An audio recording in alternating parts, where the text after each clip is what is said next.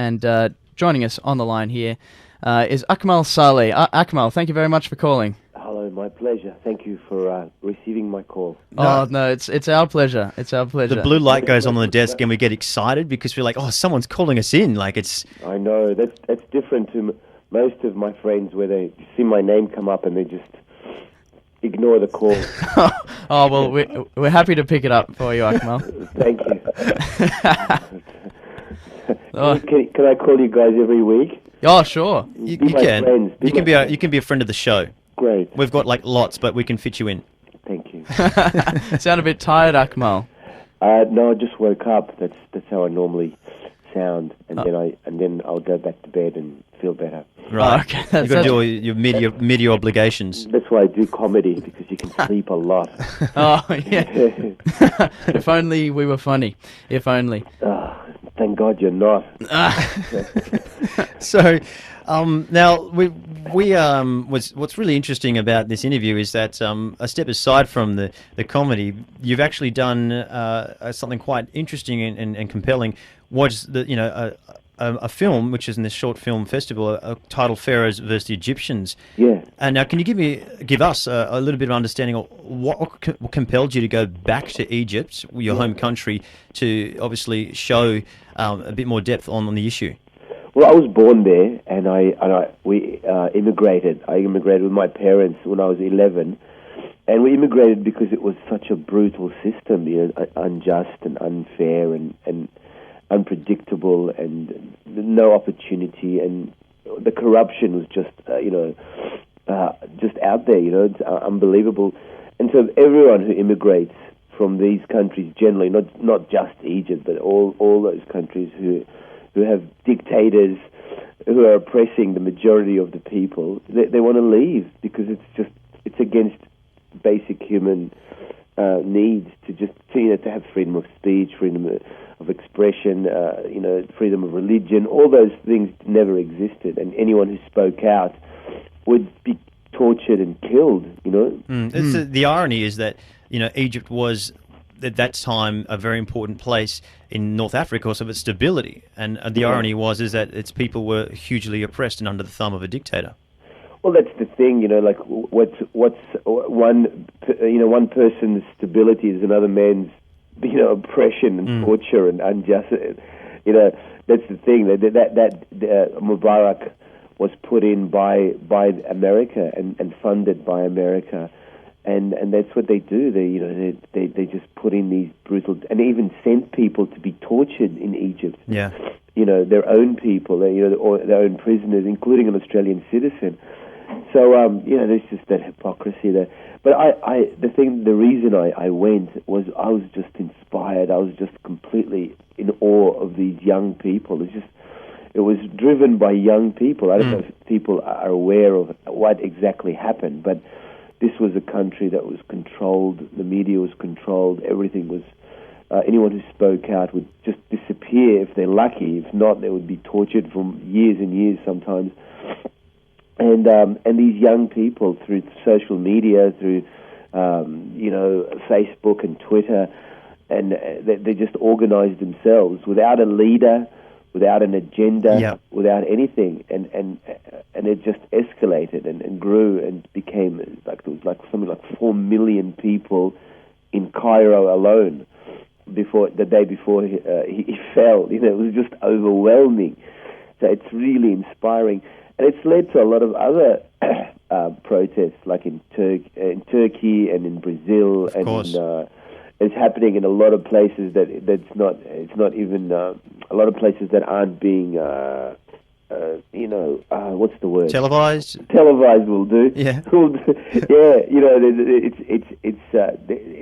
There's a global awakening happening, thanks mostly to social media. Of course. So in your film, Akmal, how did you represent this? Well, it's funny because I started off wanting it to be funny. When I left Australia, I thought it's got to be a funny film because that's how people know me. And then the more people we talked to, the more apparent it became that, any attempt at humor was just going to be annoying more than anything. Because these people, these young people at 22, 23, mostly were really, all of them were keen to speak to us and had each story. Just when you thought you'd heard it all, someone else would come in and tell you the most horrific story and how they overcame that and talk about their experiences of the protests and how the security forces were shooting at them and their friends would be shot and they would be taken away by doctors who were just like makeshift hospitals in the street. Yeah. But they'd just see their best friend shot, but they would still go out and protest. And things like that. So any attempt at humor was just was just annoying, you know. Yeah. So it's their story, not my story, you know. Like, so it's really little to do with me. Yeah. It's about them and the amazing achievement that they achieved. Yeah, it's just an amazing story. It's a beautiful story because you know, this is different to, say, Libya or Syria or these countries. This was unique in the sense that it was just ordinary people, you know, men, women, children, disabled people, rich, poor, and without a leader, they went to the streets in their millions, peacefully, you know, and they did it peacefully. So that's I think it was an incredible thing. Yeah. So was it a bit of a moving out of your comfort zone in terms of making a documentary that was not funny? Did you find it a little bit difficult at first? No, I find it more difficult when you have to be funny. You have to do stuff. Yeah. It's like our Monday morning radio show. It's the same. There's one. Yeah. I hope you aren't expecting humour. Get people disappointed all the time. People always tell us a joke, mate. Yeah. Yeah, say something funny. Yeah. I always like people, you know, like at airport toilets. It happens a lot. I don't know why. People come in the urinal. Hey, Jan, it's you. Tell us a joke, and then you tell them a joke, and they just stare at you and then walk away. Yeah. Always, it's just so consistent. Oh, well, that's good to hear. Yeah. The one thing that you mentioned earlier was the youth had no leader, and that's one thing that I would agree in, that it's a step aside from all thoughts of revolution. Because I mean, my family comes from a Ukrainian background, and I understands hugely about the Soviet sort of revolution. Yeah. And how there was always one person who was standing on the top of the tank and sort of waving the flag or shouting the slogans, and everyone would follow. Yeah. And everyone would and he would be the person who'd be the media spokesperson who'd stand in front of the camera and, you know, declare the demands of the people. But especially, you know, in Egypt, which has totally thrown everyone out, doesn't know how to handle this situation. There's no leader. There's no person they can go, well, this is responsible, and let's focus him. Yeah. Yeah, no, there was, and they arrested something like 10,000 bloggers. You know, bloggers. Wow. They just rounded them up to try and control this, but they couldn't. It was huge, and everyone responded, and even, you know, a lot of religious divisions happen in Egypt, and I discovered that most of them are caused by the government. You know, the whole divide and conquer thing. Yeah. But during the revolution, you know, Christians and Muslims came together. Like all times in the revolution. Yeah. Yeah. So it was leaderless, but it was also non-prejudiced. You know, there's like anybody, you know, people would come and protest. The only restrictions the protesters made was that you couldn't carry weapons. Right. They wanted it to be totally peaceful, and it's just difficult to fight against that. You know, there's like huge numbers of people saying, just leave, we don't like you.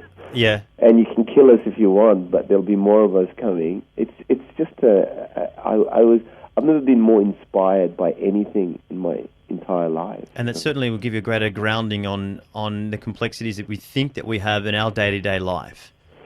Yeah, that's right. You know, we've got it easy. You know, we that's why we could never have a revolution in Australia unless, you know, there's a problem with the state of origin or something. You know, so like, but we're kept a lot more comfortable. That's why we got less reasons to protest. But that's not you know, I think it's complacency. You know, like we're complacent. You know, it's only when life gets really difficult that people start thinking. It's pushing and shoving in a way that of consciousness. Yeah, or just challenging the authority, challenging the people in power and saying, wait on, you're not being fair, or you're not being just, or or you're corrupt, or to actually, because in a way that of consciousness. Yeah, or just challenging the authority, challenging the people in power, and saying, "Wait on, you're not being fair, or you're not being just, or you're corrupt, or to actually, because and against that background of absolute brutality, because they've had dictatorship for 50 years, not just Mubarak. Mubarak inherited this system of brutal dictatorship. So the title of your film is called Pharaoh versus the Egyptians. Yeah. Can you tell us a little bit more about where that title came from? Well, I just, I'm not a journalist. I'm not a 7:30 report type person, or a CNN, so I just wanted to tell the story in the simplest through line, where it's just simply about the people who've had enough and are no longer scared. They've broken that fear barrier against a man who is entrenched and has lost interest in his people, and who's in it just for the money, to make as much money as he can for him and his family in whatever way he could. And so it became very clear, like black and white, it's the people versus the regime, Mubarak and his associates. And people are surprised when they realize how few they were, compared to the majority. Yeah. The country's wealth was being siphoned by a handful of people, really, comparatively. So with obviously what's happened, because Egypt was, although it wasn't the start of the Arab Spring, but it certainly was a marker in this this saga that is the revolution. It's become, like you said earlier, very contagious globally. Yeah. I mean, people were. I think it inspired people, and through this revolution would never have happened without social media. Correct. And that's and that's what people say. Well, why didn't they crush that? Because they crushed everything else. They were making money off the internet. That's the first point. And the second thing is, they always thought, look, if it gets out of hand, we can just torture a few more people and they'll be scared. But and so people, especially the young, anyone like 23 and under, they don't take that. It's a different breed of people that have come in. Less submissive. Exactly. They want to make the people in charge accountable. Yeah. And they can do it by communicating with each other like it was never possible before, to be able to communicate with so many people so quickly. Yeah. And it's a very, very powerful weapon, So with what's happened recently in the last few weeks with the Muslim Brotherhood, can you tell us a little bit more what you experienced with this? How my impression was they rode the coattails of these youths who were the ones taking the bullets in the streets. That's exactly what happened. They didn't even join the revolution till like 2 days, or I don't know, 2 days, 2 or 3 days before he fell. When it became apparent that there was no way he's going to remain in power, then the Muslim Brotherhood joined. They're very political, and then the thing is, when they had the elections, because dictators generally don't like opposition. Yeah. So any opposition, he never gave an opportunity for an opposition party to grow and become strong and become viable. So when they had the election, the only choices the people had, were the Muslim Brotherhood or to go back to the military. Right. Because there was nothing else. And this was a terrible choice, because obviously people went, and he just got in too, just barely got in.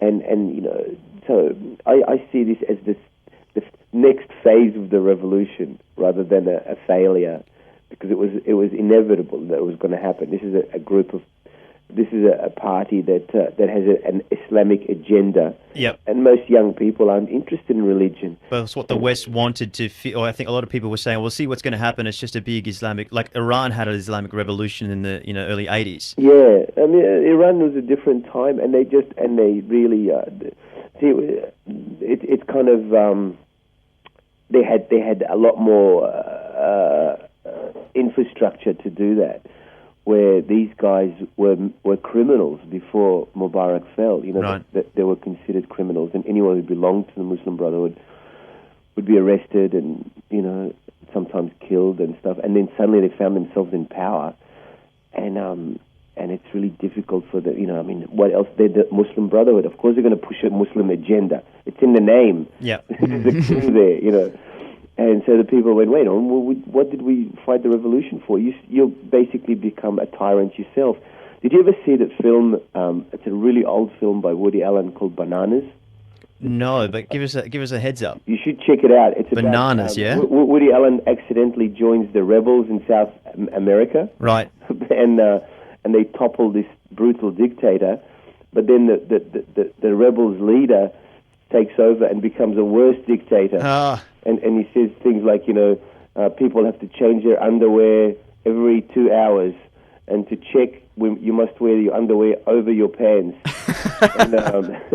And all boys under 8 years old are now 8 years old. He just went mental with power, and that's exactly what happened here. Wow. They toppled the dictator, and a year later they got a worse dictator. Because they don't know anything better, and that's the irony. Well, there was no choice. There was no party to take over. Yep. I mean, you're very young. You probably don't remember Whitlam getting sacked. Do you know about the Whitlam sacking? Familiar. Well, yeah, they got rid of it for very complex reasons. But when they did that, there was an opposition party ready to take over the country and keep it balanced and have some semblance of order. And but in Egypt there isn't that. So the army has to come in.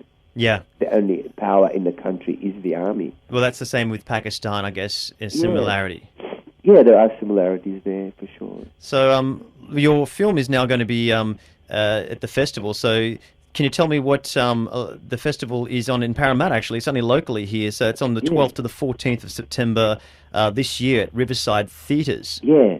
Yeah, it's a great festival for independent filmmakers, so it's great because, if you make a film yourself and send it, say, to the Melbourne International Film Festival, where they get 20,000 films or something, I mean, you'd be lucky if they even saw your film. And that's just practicality. I'm not having a go at them. I'm just, practically, it's impossible.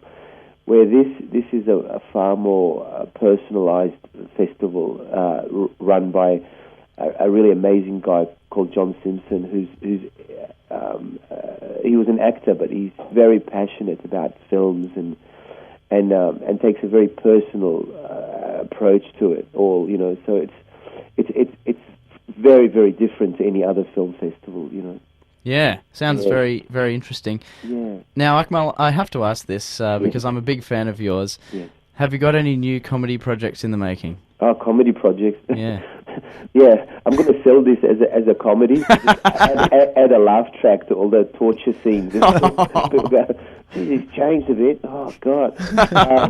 Look, I'm constantly working on. I'm going to Edinburgh next week. Cool. So I'm working really hard on that, trying to. In the off season, yeah. Yeah. Well, I've got a month, and the Edinburgh Festival. It's Edinburgh. The comedy festival. Yeah. Oh, it's a big one. It's a huge one, yeah, and so I'm working on that and trying to get all the jokes that they're not going to get out of my act, like, yeah, you guys been to Blacktown right lately? No. Oh, you know that road that you turn off? No, we don't get that. So, I'm in the process of doing that. Looking forward to that. That'll be good. Well, any ones that you have, you can just you can offload them to us, and we'll just sort of rehash them again because yeah, I'm going to have a garage sale. Yeah, and we'll always pick up the phone. That's right.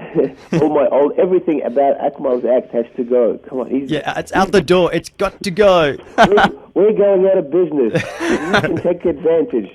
Who could forget this joke? I can't even think of one. But certainly we can. We certainly will. Happy to tap into any second-hand Akmal jokes. That's right. Yeah, I'm going to be selling a garage sale. Yeah. If you're interested. Oh, we are. Oh, very. All right, Akmal. Well, it's been an absolute pleasure to have you on the show here on 2RRR. It's our first really big scalp. So we're going to certainly be plugging our Facebook on our triumphs of having you on the show. Thank you, guys. I really appreciate you talking to me. You're most welcome. We will keep you. I would like to keep informed on this festival. So we'll best of luck with it all, and also in Edinburgh. Thank you, guys. Thanks for your support. You're welcome. No Goodbye. worries, Akmal. See you later. There we go. There he is, Akmal Saleh. A fantastic interview. How great was that with the time? I was like, wow, look how much time we've